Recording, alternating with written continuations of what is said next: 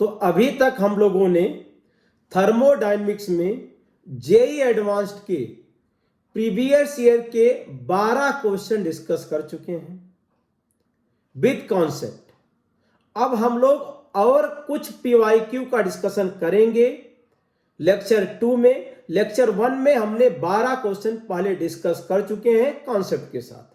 अब आगे हम लोग देखते हैं, ध्यान से सुनिए, कितना कॉन्सेप्ट यूज हो रहा है वो सारा चीज हम यहां पे कवर कर रहे हैं। तो अब लोग स्टार्ट करते हैं। Question number 13, in thermodynamics the PV work done is given by, ये आपको एक रिलेशन दिया गया है। For a system undergoing a particular process the work done is, ये दिया गया है। This equation is applicable to, अब देखिए यहां पे हम लोग जब प्रेशर कांस्टेंट नहीं होता है, जब प्रेशर कांस्टेंट होता है तो वर्क डन लिखते P delta view, irreversible process इसको मान लेते हैं। लेकिन अगर प्रेशर कांस्टेंट नहीं है किसी प्रोसेस में तो हम उसको इंटीग्रेट करते हैं। तो आइसोथर्मल रिवर्सिबल प्रोसेस अगर है तो फॉर आइडियल गैस, तो आइडियल गैस के लिए हम लोग लिखेंगे PB = nRT होता है। तो यहां पे P को लिखेंगे nRT/V। अब अगर हम वर्क डन लिख रहे हैं इंटीग्रेट करके तो dW = -P एक्सटर्नल × dB, ये थर्मोडायनेमिक्स में वर्क डन का फार्मूला होता है। तो यहां पे जब इसको इंटीग्रेट कर दोगे तो -P एक्सटर्नल × dB। अब P को, ये हमारे पास मेन फार्मूला ये यहां पे दिया गया, PdB लिख सकते हैं। तो आइडियल गैस में ये आ जाएगा nRT/V NdB। तो ये यहां पे वर्क डन क्या मिलेगा, रिवर्सिबल वर्क डन मिल जाएगा। लेकिन अगर रियल गैस है तो वंडरवाल गैस इक्वेशन लिखेंगे, वंडरवाल्स गैस इक्वेशन। अब van der Waals gas equation for real gas P + AN²/B², B - NB = nRT। अब 1 मोल गैस के लिए P + A/B², B - B = RT, या P + A/B² RT/B - B, या फिर इसको हम यहां पे लिख सकते हैं P = RT/B - B - A/B²। तो रियल गैस है तो जब इंटीग्रेशन करेंगे तो हम एक्सटर्नल प्रेशर की जगह पे ये प्रेशर लिख सकते हैं। तो वर्क डन यहां पे आ जाएगा -RT/B - B - A/B² × dB। ये फार्मूला, यही फार्मूला यहां पे दिया गया है। अब देख लेते हैं, मतलब अगर रिवर्सिबल प्रोसेस है, चाहे वो आइसोथर्मल हो चाहे आइडियाबैटिक हो, इस फार्मूले का यूज कर सकते हैं। वर्क डन के लिए ये फार्मूला अप्लाई कर सकते हैं। तो देखिए, system that satisfies the van der Waals equation सही है, फर्स्ट ऑप्शन यहां पे क्या हो गया, correct. Process that is reversible and isothermal, इसके लिए भी ये फार्मूला यूज कर सकते हैं। Process that is reversible and adiabatic, अगर प्रोसेस आइडियाबैटिक है तब भी हम इस प्रोसेस का यूज कर सकते हैं। ये क्वेश्चन नंबर 13 का सॉल्यूशन आ गया। अब क्वेश्चन नंबर 14 देखिए, choose the equation from the following option for which the standard enthalpy of reaction is equal to standard enthalpy of formation of the product. तो हमें पता है कि standard enthalpy of formation of product का मतलब 1 मोल product बनना चाहिए अपने रिएक्टेंट से, और रिएक्टेंट किस में होना चाहिए, स्टैंडर्ड स्टेट में। अरे सुनाई दिया क्या भाई, 1 मोल प्रोडक्ट बनना चाहिए अपने रिएक्टेंट से, और रिएक्टेंट किस में होने चाहिए, स्टैंडर्ड स्टेट में होने चाहिए। अब देखो, फर्स्ट ऑप्शन में 1 मोल ओजोन बन रहा है फ्रॉम ऑक्सीजन, तो यहां पे जो एंथैल्पी ऑफ रिएक्शन है उसको हम standard enthalpy of formation of ozone लिख सकते हैं। क्वेश्चन नंबर 14 सेकंड ऑप्शन देखिए, 1/8 एसिड, तो सल्फर का स्टैंडर्ड स्टेट सॉलिड है और ऑक्सीजन का गैस है, इन दोनों से 1 मोल क्या बन रहा है, यहाँ पे SO2 बन रहा है। तो यहाँ पे जो एंथैल्पी चेंज होगा उसको हम standard enthalpy of formation of SO2 लिख सकते हैं। तो जो यहाँ पे सेकंड केस है, तो बी ऑप्शन के लिए हम लोग लिख सकते हैं standard enthalpy of reaction equal to standard enthalpy of formation of SO2 gas, ये सही है। फर्स्ट ऑप्शन के लिए भी लिख सकते हैं standard enthalpy of reaction equal to standard enthalpy of formation of ozone लिख सकते हैं। लेकिन थर्ड देखो, थर्ड में 2 मोल वाटर बन रहा है, तो थर्ड के लिए हम नहीं लिख सकते कि standard enthalpy of reaction not equal to standard enthalpy of formation of H2O liquid, यहां नहीं लिखा जा सकता है। फोर्थ केस में देखिए डी वाला जो ऑप्शन दिया गया है यहाँ पे, डी वाले केस में कार्बन ग्रेफाइट सॉलिड होता है, यहाँ पे क्या है, गैस दिया गया है। तो कार्बन गैस से C2H6 बन रहा है, तो यहाँ पे जो स्टैंडर्ड एंथैल्पी ऑफ रिएक्शन है not equal to standard enthalpy of formation of C2H6, ये क्वेश्चन नंबर आ गया 14 का आंसर हम लोगों ने यहाँ पे लिख दिया। तो 14 का क्या, A एंड B, ये 2 ऑप्शन आ गए हमारे पास। अब इसके बाद आ जाइए question number 15, consider the following reversible reaction, the activation energy of A backward reaction exceeds that of the forward reaction by 2RT। तुरंत लिखो भाई, इसका सोल्यूशन हम लोग यहाँ स्टार्ट किए। तो EB minus EA equal to 2RT दिया है, और डेल्टा H होता है EA माइनस EB, तो EA माइनस EB को डेल्टा H कहा जाता है। तो अब इसमें ये point, if the pre exponential factor of forward reaction is 4 time that of reverse reaction, मतलब AF upon AB equal to 4 दिया गया है यहाँ पे। अब इसके बाद देखिए हमारे पास इक्विलिब्रियम कांस्टेंट L, मतलब ln के equilibrium equal to minus delta H upon RT और प्लस ln A, ये अपने पास आर्हेनियस इक्वेशन से बनाया गया है इक्वेशन। इक्विलिब्रियम कांस्टेंट के लिए ऐसा लिख सकते हैं, और A को लिख सकते हैं AF अपॉन AB। अब ये 4 दिया गया है, अब ln 4 यहाँ पे आ जाएगा। अब AF upon AB equal to 4, अब ln के इक्विलिब्रियम यहाँ पे ln के equilibrium equal to minus delta H की जगह पे EA माइनस EB लिखो, और डिवाइड बाई RT, और प्लस ये ln 4 लिखा जा सकता है। अब EA माइनस EB कितना दिया है, 2R माइनस 2RT। अब इसको आप ऐसे लिख सकते हैं EB minus EA upon RT plus ln 4। अब EB माइनस EA, तो ln के equilibrium equal to 2RT upon RT और प्लस ln 4, ये कितना आ गया, 2 प्लस ln 4। अब 2 प्लस 2 ln 2 लिख सकते हैं, 2 प्लस 2 इंटू 0.7, तो 2 प्लस 1.4, ये 3.4। तो ln के इक्विलिब्रियम इक्वल टू 3.4 आ गया। अब आगे देखते हैं क्या पूछा इन्होंने, the absolute value of delta G not for the reaction at 300 kelvin RT दिया गया। अब आ जाइए हमारे पास रिलेशन होता है, 3.4 आ गया ये, अपने पास delta G naught equal to minus RT ln के इक्विलिब्रियम। अब माइनस RT की जगह पे क्या यूज कर लें, RT की जगह पे 2500 लिखा है, 2500 इंटू 3.4 मल्टीप्लाई करेंगे तो माइनस 8500 जूल पर मोल आ जाएगा। ये डेल्टा G नॉट आ जाएगा माइनस 8500 जूल पर मोल। ये क्वेश्चन नंबर 15 का आंसर आ गया। अब आगे बढ़ते हैं क्वेश्चन नंबर 16 में, कि the surface of copper gets tarnished by the formation of copper oxide.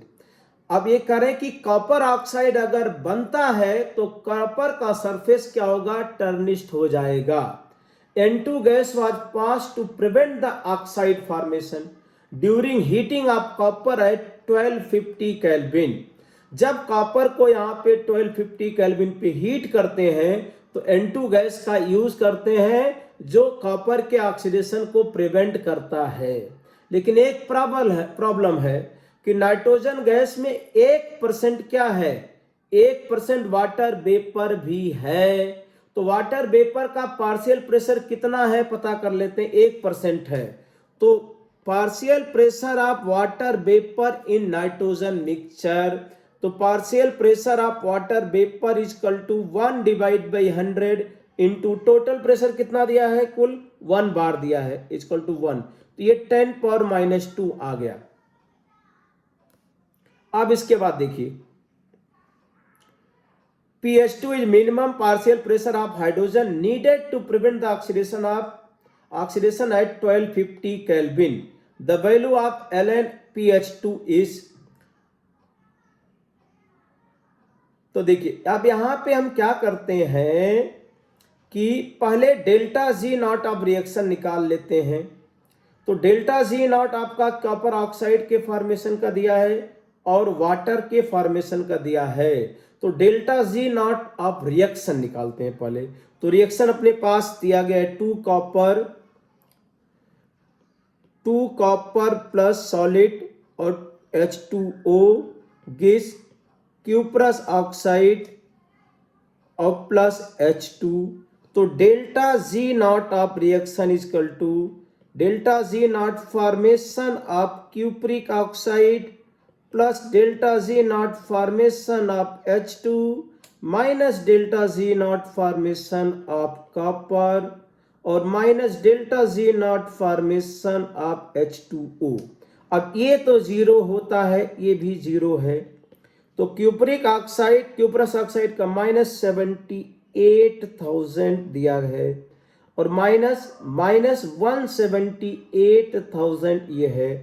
तो ये 100,000 आ जाएगा पॉजिटिव जूल पर मोल पर केल्विन, यहां पे लिख दी जूल पर मोल आ जाएगा। Delta G naught of reaction आ गया। अब इसका इक्विलिब्रियम कांस्टेंट लिखते हैं, K equilibrium is equal to partial pressure of hydrogen divide by partial pressure of water आ गया इसमें। तो एट इक्विलिब्रियम पे करें कि मिनिमम प्रेशर कितना हो हाइड्रोजन का कि कॉपर के ऑक्सीडेशन को ये रोक दे।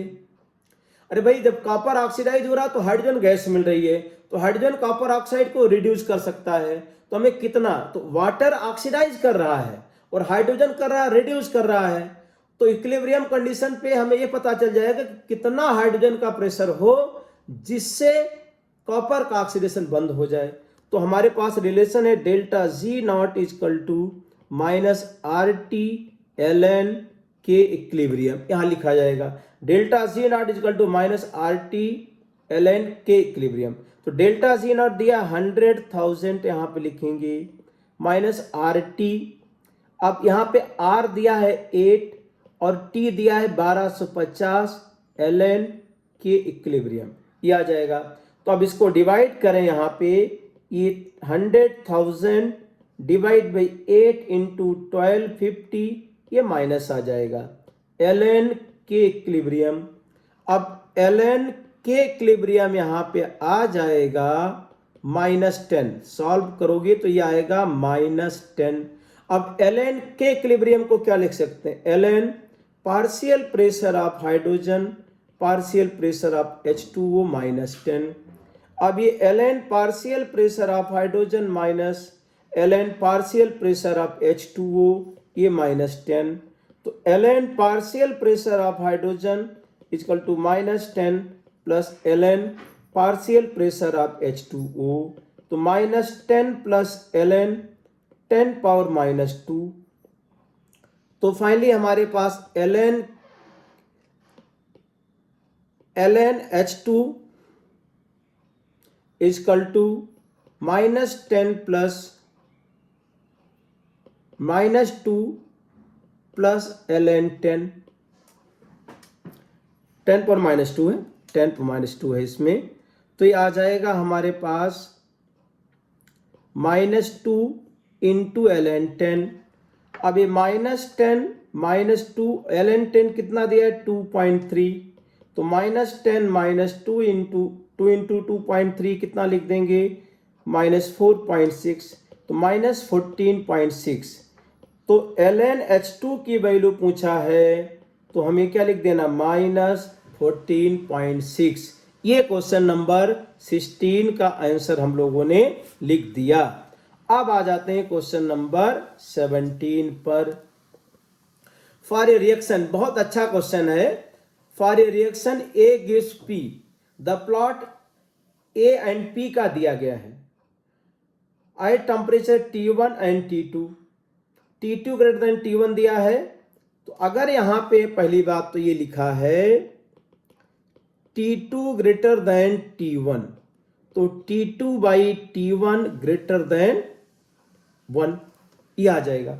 अब इसके बाद देखिए, चूंकि यहां पे A से प्रोडक्ट बन रहा है P, और रिएक्शन टेम्परेचर T1 पे भी हो रही है, टेम्परेचर T2 पे हो रही, रिएक्शन हो रही है। तो जब रिएक्शन यहां पे हो रही है और प्रोडक्ट का जो अमाउंट है वो 5 से ज्यादा है, जो प्रोडक्ट बन रहा है, हम के इक्विलिब्रियम यहां पे क्या लिखेंगे, concentration of product divide by concentration of reactant.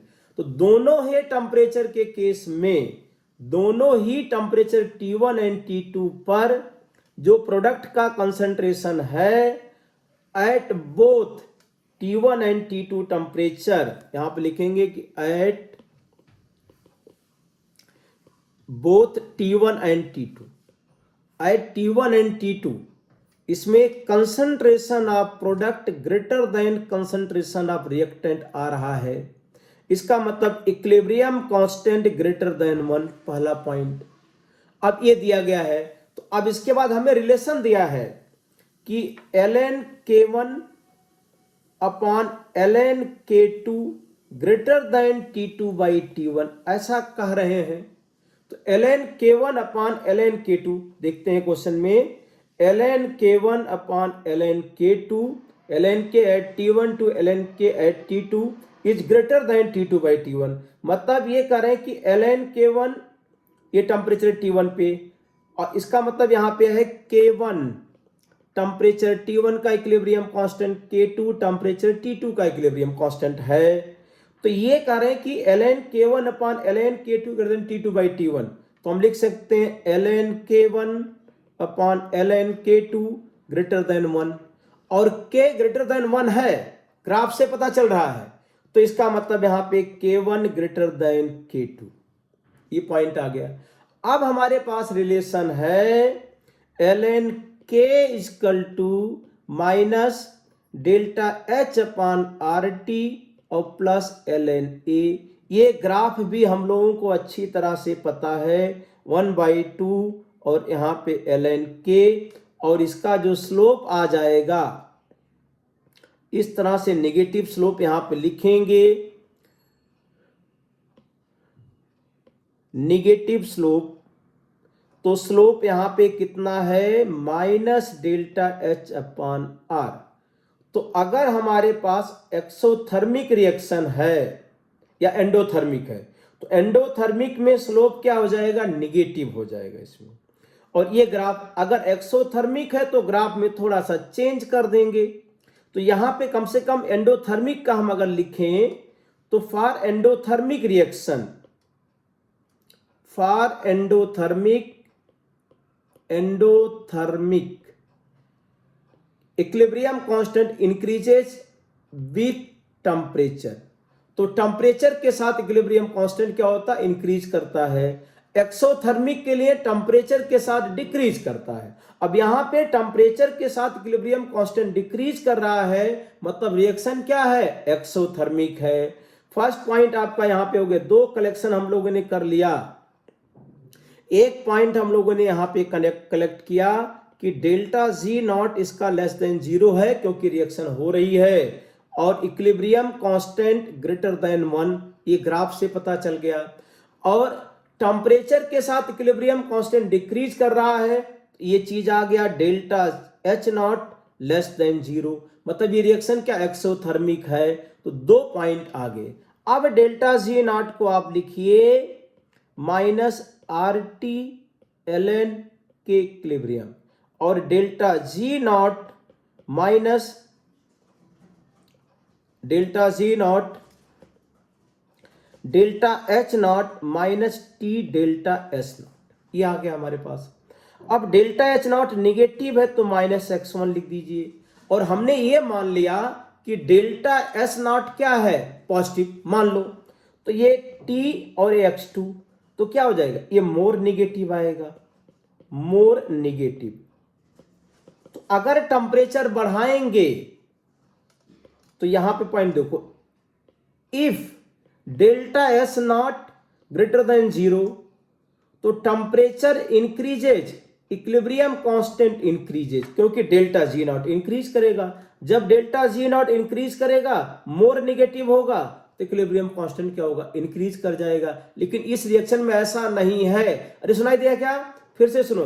अगर हमने मान लिया कि डेल्टा एस नॉट पॉजिटिव है, तो जब ये डेल्टा एस नॉट पॉजिटिव है तो इसका मतलब टेम्परेचर बढ़ाएंगे तो डेल्टा जी मोर निगेटिव होगा तो इक्विलिब्रियम कांस्टेंट क्या होगा, बढ़ेगा। जबकि यहां पे ऐसा नहीं हो रहा है, तो ये जो हमने माना है ये क्या हो जाएगा, इनकरेक्ट हो जाएगा। ये क्या, इनकरेक्ट एजम्पशन। तो इसका मतलब क्या लिख देंगे यहां पे कि if delta S not negative है, अब अपनी बात सही हो जाएगी। अगर डेल्टा एस नॉट निगेटिव है तो delta H naught minus T delta S naught और minus R T L N K equilibrium.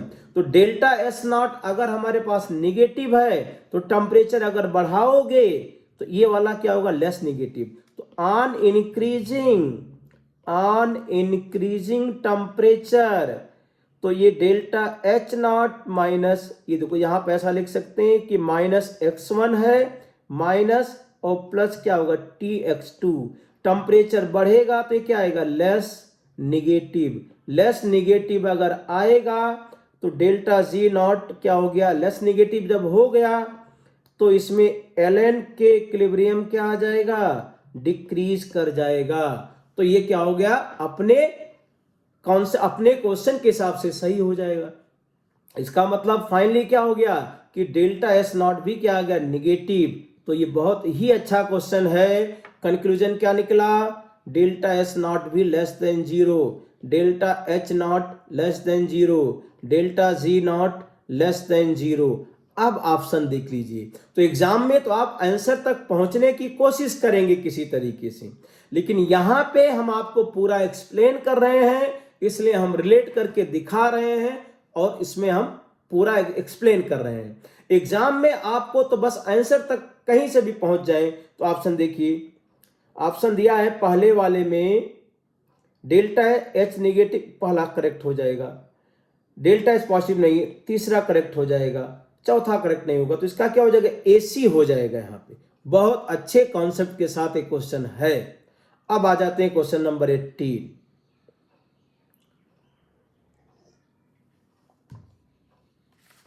Question number 18 में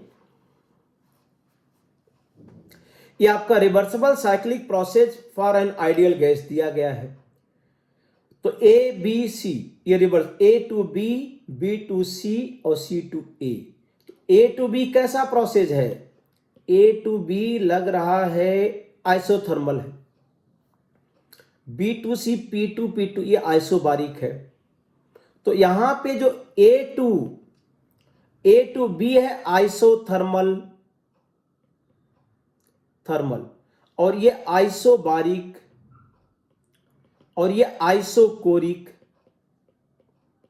ये तीन प्रोसेस है। तो इसका पीवी डायग्राम बना लेते हैं एक बार, उसके बाद आगे बढ़ते हैं। तो पीवी डायग्राम आप देखो, यहां बहुत ही बेहतरीन क्वेश्चन है, पूरे थर्मोडायनेमिक्स का कॉन्सेप्ट यहां पे यूज होने जा रहा है। तो इसका पीवी डायग्राम पहले बनाते हैं। तो पीवी डायग्राम में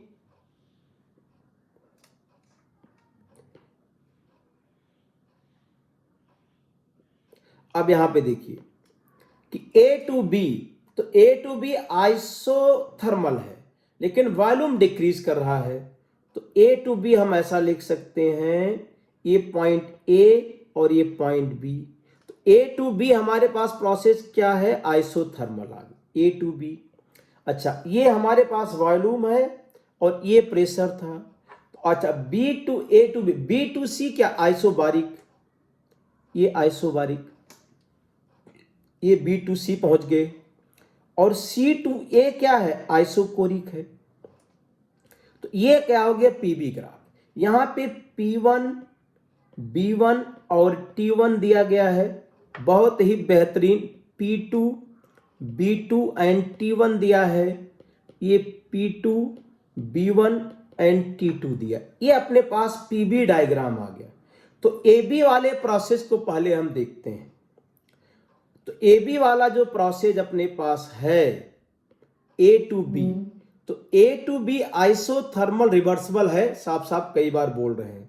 तो जब ये आइसोथर्मल रिवर्सिबल है, तुरंत delta U A B zero लिखा जाएगा और डेल्टा एच ए बी भी जीरो लिखा जाएगा यहाँ पे। और work done in A B process जो आएगा minus N R T L N B two by क्या आ जाएगा, बी वन, ये वर्क डन आ जाएगा हमारे पास। तो आइसोकोरिक प्रोसेस आइसोथर्मल में ये वाला पॉइंट हम लोग यूज कर सकते हैं। अब आगे देखते हैं इसमें से कितने पॉइंट यूज होंगे। अच्छा, अब अपने पास एक रिलेशन आ जाएगा। तो देखिए साइक्लिक प्रोसेस अगर है तो डेल्टा यू ए बी और plus delta U B C और plus delta U C A is equal to zero. Cyclic process में ये पहले से जीरो है, तो delta U B C is equal to minus delta U C A या delta U A सी। तो कभी जरूरत पड़ेगी तो इसको हम यूज कर सकते हैं। इसी तरीके से आप देखो यहां पे delta H A B plus delta H B C plus delta H C A is equal to zero. ये जीरो पहले लिख दिया, तो delta H B C is equal to minus delta H C A या डेल्टा एच ए सी। ये हमारे पास जरूरत पड़ेगी तो हम यूज करेंगे। तो ए बी प्रोसेस से और साइक्लिक प्रोसेस से ये इंफॉर्मेशन ड्रॉ कर लिया। अब इसके बाद बीसी प्रोसेस को देखिए। बीसी प्रोसेस जो ये आइसोबारिक है, आइसोबारिक प्रोसेस, तो वर्क डन तुरंत लिखते हैं कि डब्ल्यू बी सी क्या हो सकता है। तो डब्ल्यू बी सी आ जाएगा minus P into delta B, ये हमारे पास फॉर्मूला होता है। तो माइनस ये पी टू है, तो बी टू सी में जब जा रहे हैं तो वॉल्यूम कहां से कहां चेंज हुआ भाई, बी टू सी में वॉल्यूम क्या हो गया, B2 से B1 हुआ, तो फाइनल माइनस इनिशियल लिखा जाता है, फाइनल माइनस इनिशियल। तो फाइनल माइनस इनिशियल जब यहां पर लिखेंगे B1 माइनस B2, अब देखो ये आ जाएगा माइनस, माइनस हटा देते हैं, ये P2 हो जाएगा B2 माइनस B1। तो P2 B2 minus P2 B1 ऐसा लिख सकते हैं। और अगर हमें यहाँ पे जरूरत पड़े तो ये आप इसको ऐसा भी लिख सकते हैं, इसको P1 B1 minus P2 B1 भी लिख सकते हैं, क्योंकि P2 B2 equal to P1 B1 भी लिखा जा सकता है, क्योंकि आइसोबारिक आइसोथर्मल प्रोसेस है। ओके, तो WBC आ गया। तो WBC में वर्क डन क्या हो जाएगा, WBC equal to P2 B2 minus B1। अब देखिए कोई ऑप्शन है इसमें, तो work done equal to P2 equal WBC P2 B2 हो गए। सेकंड ऑप्शन करेक्ट हो सकता है। अभी देखते हैं सेकंड वाला पार्ट देखते हैं। तो QBC equal to delta H A C, ये लिखना हमें। तो पहले हम QBC की बात कर लेते हैं यहाँ पे। तो अब ये हमारे पास BC प्रोसेस में, तो डेल्टा UBC इक्वल टू, या पहले आप मतलब CA का लिखो, delta H C A equal to delta U C A और प्लस सी टू ए जा रहे हैं। तो जब सी टू ए जा रहे हैं हम लोग तो क्या हो गया, ये P2 B2 माइनस P, तो P1 B1 minus P2 B1 लिख सकते हैं भाई। ये डेल्टा एच का फॉर्मूला होता है अपने पास, अगर आपको भूल गया तो याद दिलाते हैं। किसी भी प्रोसेस के लिए डेल्टा एच क्या होता है, डेल्टा यू प्लस फाइनल और माइनस इनिशियल, ये अपने पास एक फार्मूला होता है। तो डेल्टा एच अगर सी ए लिख रहे हैं तो डेल्टा यू सी ए और प्लस फाइनल क्या हो गया, P1 B1 minus P2 B1। तो सी ए में ऐसा लिख सकते P1 B1 minus P2 B1, ये डेल्टा यू सी ए। और डेल्टा यू सी ए को हम लोग क्या लिख सकते हैं, कि अब इसको हम क्या करते हैं, माइनस साइन से मल्टीप्लाई कर दें, तो इसको ऐसे लिखा जा सकता है delta H A C equal to delta U A C, और इसमें भी माइनस साइन आ जाएगा, तो ये P two B one minus P one B one, ये डेल्टा एच ए सी ऐसा लिखा जा सकता है।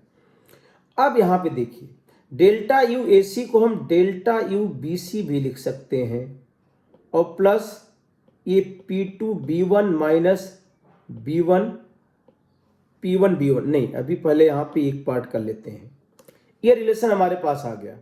अब हमारे पास जो है P two B one my Q B C से रिलेशन निकालना है पहले, तो क्यू बी सी पहले लिख देते हैं हम लोग। एक हमारे पास फर्स्ट लॉ ऑफ थर्मोडायनेमिक्स और है, तो delta U B C equal to Q B C और plus work done in B C process, ऐसा लिखा जा सकता है। तो delta U B C equal to Q B C, तो Q B C equal to delta U B C और minus W B सी, या फिर यहां पे लिख देते हैं Q B C equal to delta U B C minus, अब वर्क डन आया था ये P two B two minus P one B one, यहां पे देखिए डब्ल्यू बी सी क्या आया था, P two B two minus P two B one आया था, आपने P two B two minus B one था, तो अब यहाँ पे वैल्यू पुट कर देंगे, ये पी टू ये बी टू माइनस क्या आ गया बी वन, तो delta U B C minus P two B two और plus P two B one, ये क्यू बी सी आ गया हमारे पास। और delta H A C, Q B C equal to क्या प्रूव करना है हम लोगों को, Q B C equal to delta H A C, हाँ ठीक है, तो डेल्टा एच ए सी भी निकाल लिया हम लोगों ने। डेल्टा एच ए सी कितना है, P two B one minus P one B one, और डेल्टा यू ए सी है, तो डेल्टा यू ए सी को हम लोग लिख सकते हैं डेल्टा यू बी सी और प्लस ये P two B one minus P one B one. अब ये क्यू बी सी को लिख सकते हैं डेल्टा यू बी सी और ये आ जाएगा P plus P two B one minus P one B one, तो ये क्या आ गया डेल्टा एच ए सी आ जाएगा। अरे भाई रिलेट करो, पी टू बी टू को हम क्या लिख सकते हैं, पी वन बी वन लिख सकते हैं, तो ये Q B C equal to delta H A C भी आ गया, तो Q B C equal to delta H A C आ गया। तो इसका मतलब अब हमारे पास कौन सा ऑप्शन करेक्ट हुआ, हमारे पास सेकंड ऑप्शन तो करेक्ट हो गया। अच्छा, Q A C equal to delta U B C, अब इधर चलते हैं, थर्ड ऑप्शन की तरफ चलते हैं। तो थर्ड ऑप्शन में जो सी ए प्रोसेस हमें दिया गया है, तो सी ए प्रोसेस आइसोकोरिक है, तो हम यहां पे लिखें डेल्टा एच सी ए, तो delta H C A equal to, नहीं पहले हम यहां लिखे delta U C A equal to Q C A और प्लस वर्क डन, तो वर्क डन को जीरो लिखेंगे। अब डेल्टा यू सी ए को हम लोग क्या लिख सकते हैं, डेल्टा यू बी सी लिख सकते हैं और क्यू सी ए, तो डेल्टा नहीं इसका माइनस लिख सकते हैं, या फिर delta U B C equal to Q A C, ऐसा लिखा जा सकता है। ऑप्शन देखते हैं, तो Q A C equal to delta U B C prove हो गया। इसमें पहले हम लोगों ने वहां पे लिखा है, यहां पे देखिए delta U A C equal to delta U B C लिख सकते हैं, delta U A C equal to delta U B C, यहां पे हमने रिलेट कर दिया, सी ए था तो माइनस, ये रिलेशन आ गया। अब इसके बाद में हमें थर्ड ऑप्शन में ही एक चीज और प्रूव करना है कि delta H C A less than delta U C A, तो डेल्टा एच सी ए, तो डेल्टा एच वाला कहां, C A less than delta U C A, यहीं पे देखो प्रूव कर देते हैं, यहाँ पे delta U C A P one B one minus P two B one. अब P one B one minus P two B one, तो यहां पे जो पी टू है वो ज्यादा है, तो P two greater than P one है, तो अपने पास ये रिलेशन है कि P two greater than P one है भाई, P two greater than P one है, इसलिए ये टर्म क्या आएगा नेगेटिव, तो डेल्टा एच जो सी ए है वो less than delta U C ए। अब थर्ड ऑप्शन भी पूरा क्या हो गया, कंप्लीट हो गया। तो इतना कॉन्सेप्ट जब यूज करेंगे तब क्वेश्चन नंबर 18 सॉल्व हो जाएगा। अब आगे बढ़ते हैं हम लोग, क्वेश्चन नंबर 19 पे आते हैं।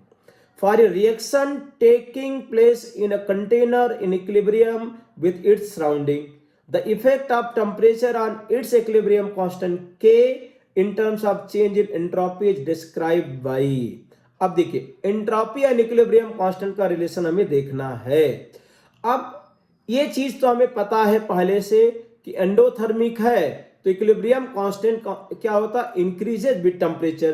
तो ये बेसिक कॉन्सेप्ट में कहीं कोई कंफ्यूजन नहीं होना चाहिए कि आपका फॉर एंडोथर्मिक, एंडो अगर है equilibrium constant increases with increasing temperature, for exothermic reaction equilibrium constant decreases with increasing temperature. ये नहीं हमें समझना, ये तो हमें जानते हैं। अब उसके पीछे रीजन कौन है उधर देखना है। अब आ जाइए, हमारे पास delta G not equal to minus R T L N K equilibrium एक रिलेशन है और इसको हम minus T delta S total भी लिख सकते हैं। अब equilibrium constant and delta S total को हम यहां पे रिलेट कर दिए। अब यहां पे आ जाएगा डेल्टा एस टोटल या equilibrium L N K equilibrium equal to delta S total divided by ये आर आ गया, आर टी था, टी कैंसिल हो जाएगा यहां पे। अब डेल्टा एस टोटल को डेल्टा एस सिस्टम और प्लस डेल्टा एस सराउंडिंग ये हम लिख सकते हैं अच्छी तरह से, हम लोग को पता है। ये डेल्टा एस सिस्टम और प्लस डेल्टा एस सराउंडिंग और divided by are.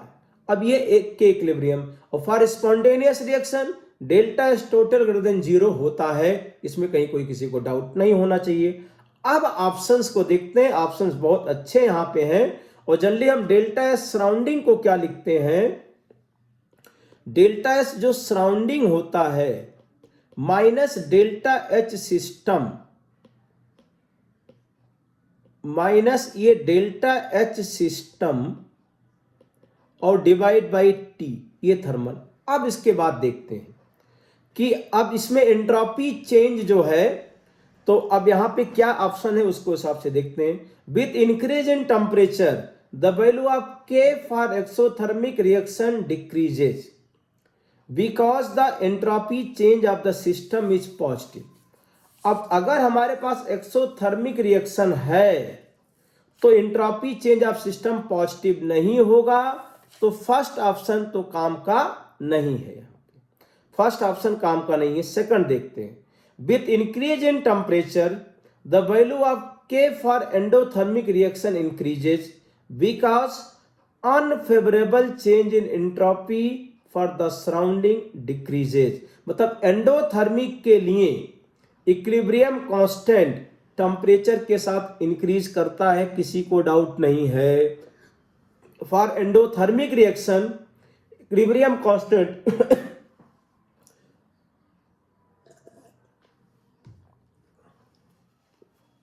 For endothermic reaction equilibrium constant increases with temperature. अब एंट्रोपी से रिलेट करना चाह रहे हैं, तो अगर एंडोथर्मिक रिएक्शन है, फॉर एंडोथर्मिक रिएक्शन अगर एंडोथर्मिक रिएक्शन है तो डेल्टा एच नॉट क्या हो जाएगा, पॉजिटिव हो जाएगा। तो डेल्टा एच नॉट सराउंडिंग क्या हो जाएगा, निगेटिव।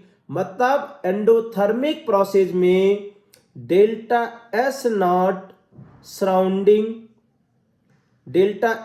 सराउंडिंग निगेटिव आएगा। ये सराउंडिंग ये क्या आ जाएगा, निगेटिव। तो टेम्परेचर अगर बढ़ेगा तो ये क्या होगा, लेस निगेटिव होगा।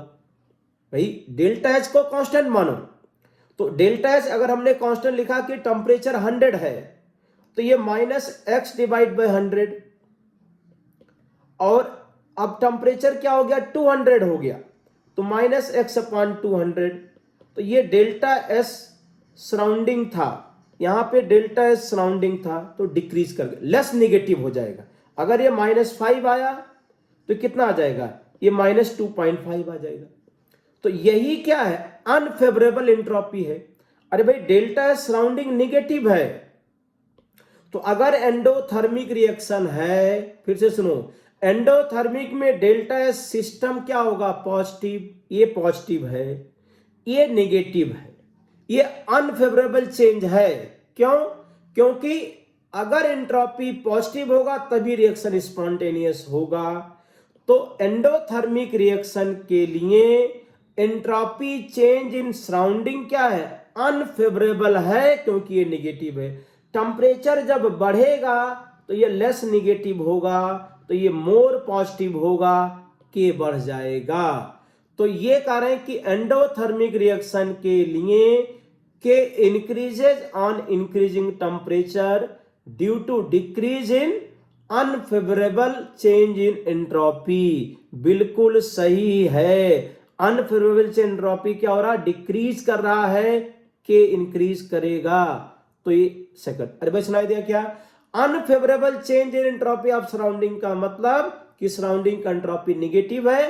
अगर ये लेस नेगेटिव होगा तो delta S total more positive होगा, रिएक्शन ज्यादा स्पॉन्टेनियस होगी, इक्विलिब्रियम कांस्टेंट क्या होगा, इंक्रीज करेगा। तो ये रिलेशन यहां पे आ गया, इसका मतलब सेकंड ऑप्शन करेक्ट है। अब थर्ड ऑप्शन लिखा गया है फॉर एक्सोथर्मिक रिएक्शन।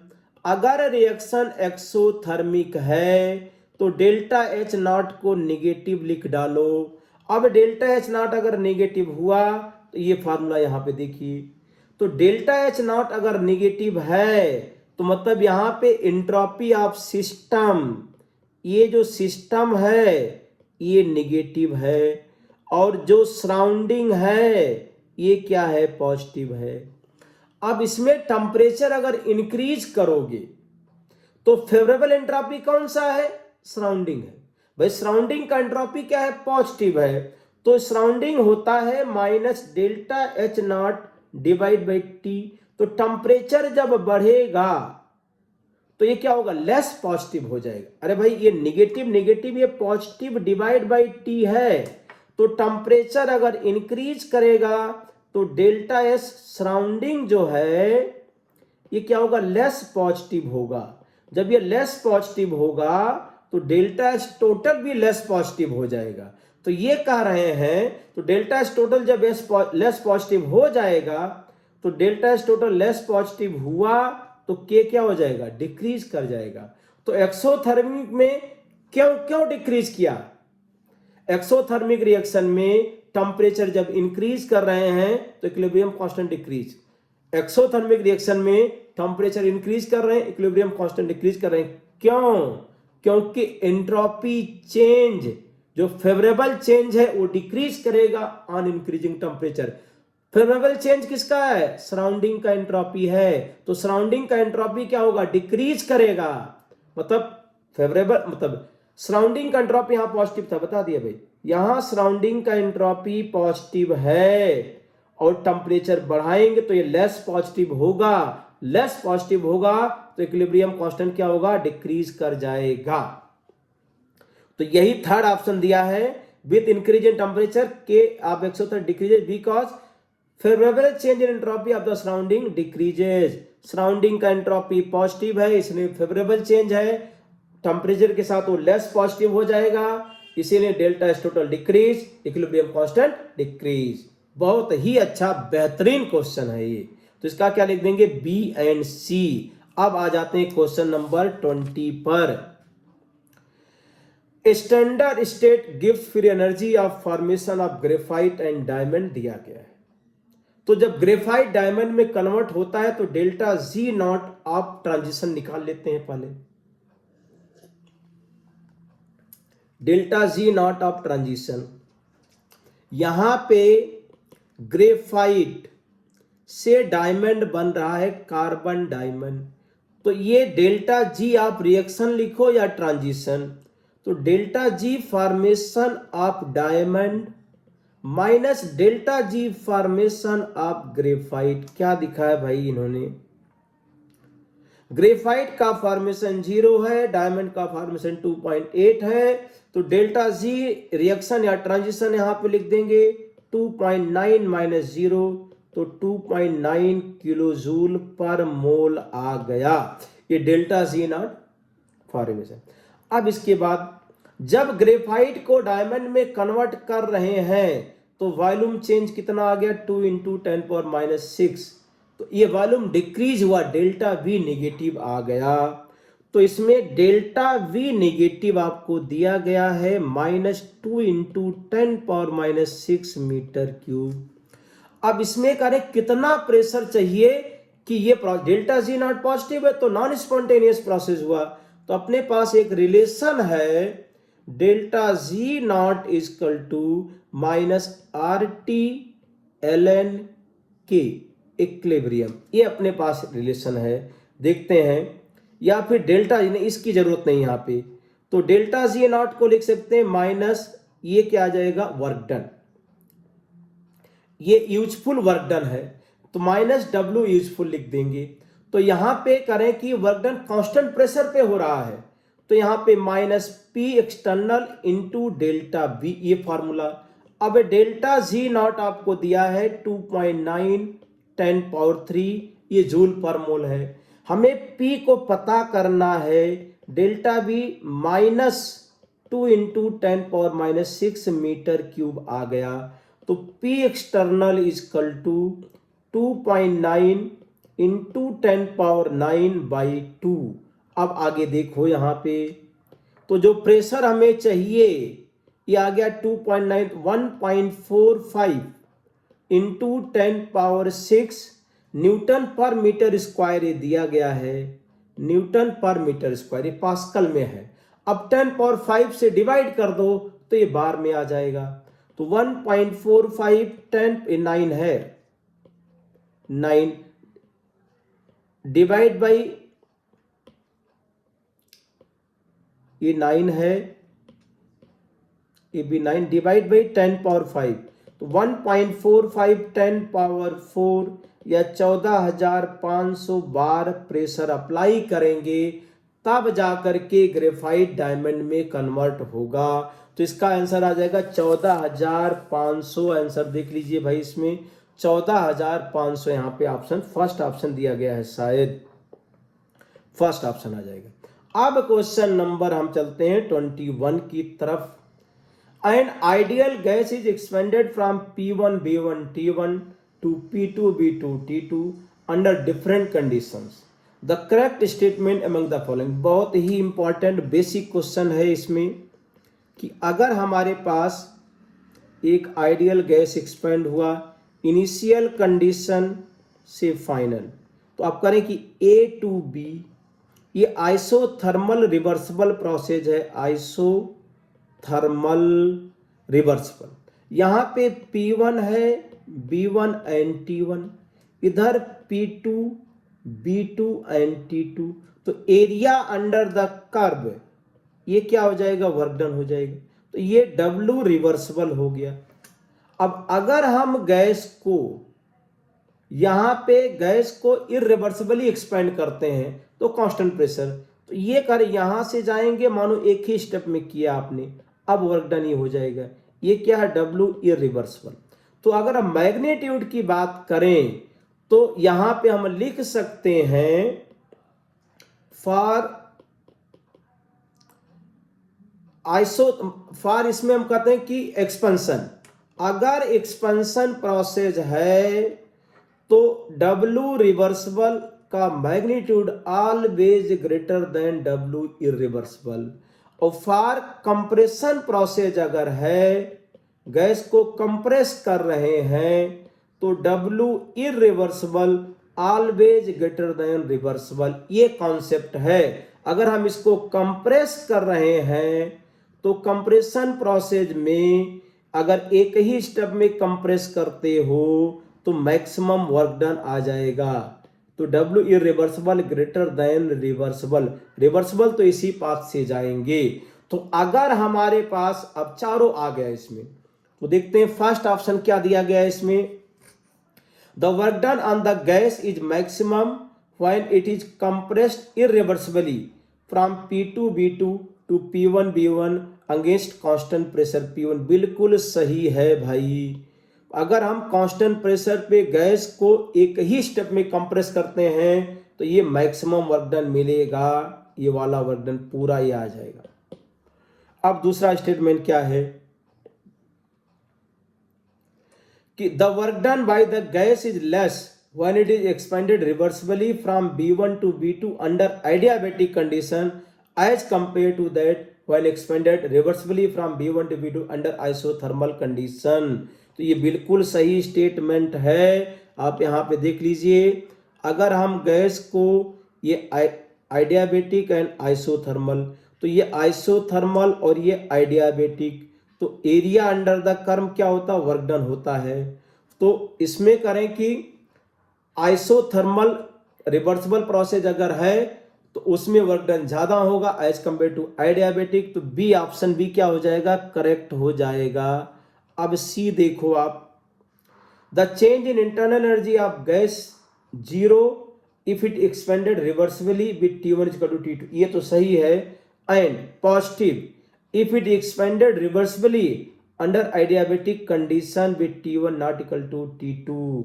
अगर आइडियाबेटिक एक्सपेंशन हो रहा है तो एंट्रोपी पॉजिटिव, तो डेल्टा यू पॉजिटिव नहीं हो सकता, तो सी क्या इनकरेक्ट है भाई। अगर आइडियाबेटिक एक्सपेंशन हो रहा है तो इंटरनल एनर्जी ऑफ सिस्टम क्या होगा, decrease, T2 less than T1 आएगा, यहां पे इंक्रीज नहीं करेगा। D option, if the expansion is carried out freely, अगर फ्री एक्सपेंशन है तो फ्री एक्सपेंशन में work done zero, Q zero, delta U zero, ये तीनों जीरो, तो it is simultaneously both isothermal as well as adiabatic. तो if the expansion is carried out freely it is simultaneously both isothermal as, बिल्कुल ये isothermal भी हो गया, आइडियाबेटिक भी हो गया, फ्री एक्सपेंशन आइसोथर्मल एंड आइडियाबेटिक दोनों, तो डी भी क्या हो गया, करेक्ट। तो 21 का क्या लिख दिया, ए बी डी लिख देंगे। अब आ जाते हैं 23, 22 एंड 23। तो 22 एंड 23 के लिए आपके पास एक क्वेश्चन है, देखिए, the thermal decomposition of gaseous X2 to gaseous X आपको दिया गया है। Standard energy, the standard reaction gives energy of this reaction is positive है। The start of the reaction, तो देखिए पहले डेल्टा जी नॉट इसका पॉजिटिव दिया गया है, तो 22 23 दोनों रिलेट होंगे इसमें। तो अगर इसमें डेल्टा जी नॉट पॉजिटिव है, ये माइनस RT/ln के इक्विलिब्रियम होता है, तो अब यहां पे हम लिख सकते हैं ln के equilibrium equal to minus delta G naught upon RT। अरे भाई ठीक है, अब डेल्टा जी नॉट पॉजिटिव है तो K equilibrium equal to E power minus delta G naught upon RT। तो ये ई पावर क्या निगेटिव आ गया, तो ई पावर निगेटिव आएगा तो ये लेस देन 1, तो हम लिख सकते हैं KC लेस देन 1। तो अगर डेल्टा जी नॉट पॉजिटिव है तो इक्विलिब्रियम कांस्टेंट लेस देन 1 होगा, रिएक्शन स्पॉन्टेनियस होगी। अब आगे बढ़ते हैं, ये रिएक्शन में हमें लिखा गया है कि X2 से 2X बन रहा है। अरे भाई साफ साफ दिखाई दे रहा है, दोनों ही गैसियस हैं, तो T इक्वल टू 0 पे अगर इसका 1 मोल है, इसको 0, T इक्वल टू यहाँ पे T इक्विलिब्रियम पे 1 माइनस बीटा बाई 2, तो ये बीटा मोल बनेगा। X के मोलों की संख्या बीटा से लिख ले रहे हैं और इक्विलिब्रियम पे होगा तो बीटा इक्विलिब्रियम लिख देंगे यहाँ पे। और टोटल प्रेशर कितना दिया है, 2 बार दिया गया है।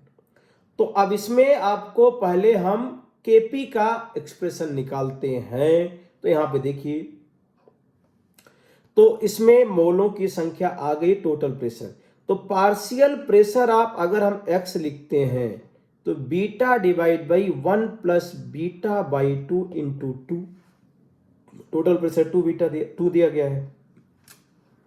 तो partial pressure of x 2 beta divide by 1 plus beta by 2 ऐसे रखो। पार्शियल प्रेशर ऑफ x2 तो 1 minus beta by 2 divide by 1 plus beta by 2, 1 plus beta by 2 into 2। अब इसका हम Kp लिखें तो पार्शियल प्रेशर ऑफ x का square divide by partial pressure of x2, ये रिलेशन अपने पास आएगा। अब x का पार्शियल प्रेशर लिख देते हैं पहले, तो Kp equal to 2 beta 1 plus beta by 2 का स्क्वायर डिवाइडेड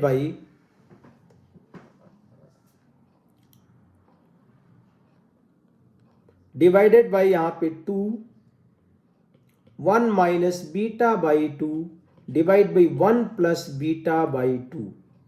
अब एक काम करते हैं, बचेगा ऊपर 2 beta square divided by 1 plus beta by 2, एक कैंसिल हो जाएगा, तो 1 माइनस बीटा स्क्वायर बाई 4, ये रिलेशन अपने पास बचेगा। अब क्रॉस मल्टीप्लाई कर देते हैं इसको, तो Kp minus beta square by 4 Kp, नहीं Kp ही फाइंड करना है क्या? ओके, हमें Kp ही लिखना है, तो Kp equal to 8 beta square divide by 4 minus beta square. Equilibrium पे है तो बीटा इक्विलिब्रियम लिखा जाएगा। देख लेते हैं कौन सा ऑप्शन है, 8 बीटा, सेकंड ऑप्शन करेक्ट हो जाएगा। तो 22 का क्या हो जाएगा, बी लिख देंगे। अब 23 देखो यहाँ पे, decrease in total pressure will result in the formation of more moles of x. बिल्कुल सही है भाई, इसका क्या आ जाएगा, इनकरेक्ट बताना है हमें, इनकरेक्ट स्टेटमेंट बताना है। तो ए तो करेक्ट है, डेल्टा एन जी क्या है, ग्रेटर देन 0 है, तो delta N G greater than 0, तो प्रेशर बढ़ाएंगे तो रिएक्शन क्या होगी, फॉरवर्ड जाएगी। प्रेशर क्या कर रहे हैं इसमें, डिक्रीज, प्रेशर को डिक्रीज कर रहे हैं, तो अगर हाँ प्रेशर डिक्रीज कर रहे हैं, delta N G greater than 0, तो रिएक्शन फॉरवर्ड जाएगी। अगर delta N G less than 0 होता और प्रेशर डिक्रीज करता तो रिएक्शन बैकवर्ड जाती। तो यहाँ पे क्या हो रही, फॉरवर्ड जा रही, मतलब इनकरेक्ट नहीं है, करेक्ट है। At the start of the reaction dissociation of gaseous X2 takes place spontaneously. बिल्कुल रिएक्शन हो रही है, डेल्टा जी नॉट पॉजिटिव है, डेल्टा जी पॉजिटिव नहीं है, तो रिएक्शन क्या होगी, स्पॉन्टेनियस होगी। Kc लेस देन 1 ये लिख दिया। तो ए बी और डी तो करेक्ट है।